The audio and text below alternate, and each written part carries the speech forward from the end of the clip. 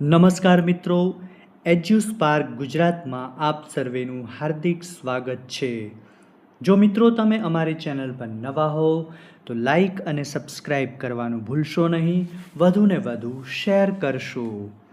પ્રયોગ 1. તારીખ અહીંયા જે તે તારીખ તમારે દર્શાવવી. હેતુ: આપેલ ઓક્સિડેશન પ્રક્રિયાઓનો અભ્યાસ કરવો. પ્રવૃત્તિ 1. મેગ્નેશિયમની પટ્ટીનું હવામાં દહન કરવું. પ્રવૃત્તિ 2. કોપરના ભૂકાને ગરમ કરવો. સાધનો: ચીપીઓ, બર્નર, વોચ-ગ્લાસ, ત્રિપાઈ સ્ટેન્ડ, તારની જાળી, ચાઇના ડીશ. પદાર્થો: મેગ્નેશિયમની પટ્ટી, કોપરનો ભૂકો. પ્રવૃત્તિ 1. અહીં તમે આકૃતિ જોઈ શકો છો. અહીંયા સાવચેતી રાખવાની છે, ચીપિયાની મદદથી પકડવી અને પટ્ટીને સળગાવતી વખતે શરીરને દૂર રાખવું. આકૃતિ દોરી દેવી. હવે પ્રયોગ પદ્ધતિ: લગભગ 3 થી 4 સેન્ટીમીટર લાંબી મેગ્નેશિયમની પટ્ટી લઈ તેને કાચ પેપરથી ઘસી કાટ દૂર કરો. પટ્ટીને ચીપિયા વડે પકડીને બર્નરની જ્યોતમાં ગરમ કરો.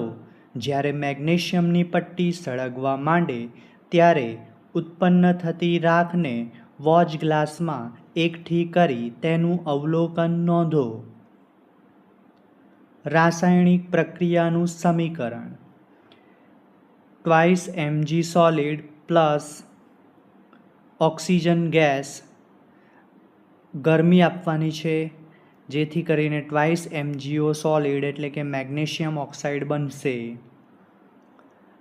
અવલોકન: મેગ્નેશિયમની પટ્ટી જગારા મારતી સફેદ રંગની જ્યોતથી સળગે છે.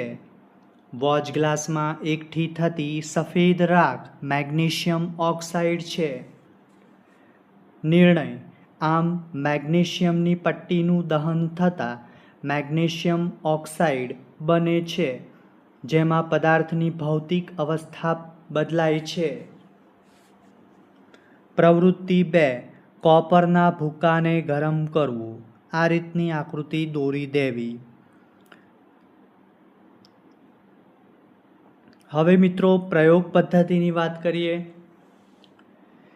એક ચાઇના ડીશ લો. તેમાં આશરે 1 થી 2 ગ્રામ કોપરનો એટલે કે તાંબાનો ભૂકો લો. આકૃતિમાં દર્શાવ્યા પ્રમાણે સાધનોની ગોઠવણ કરો. આ ભૂકાને બર્નરની જ્યોત પર ગરમ કરો. અવલોકનની નોંધ કરો.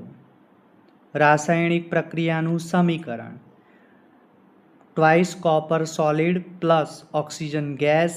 અહીંયા ગરમી આપવાની છે જેથી કરીને 2 CuO કોપર ઓક્સાઇડ બનશે.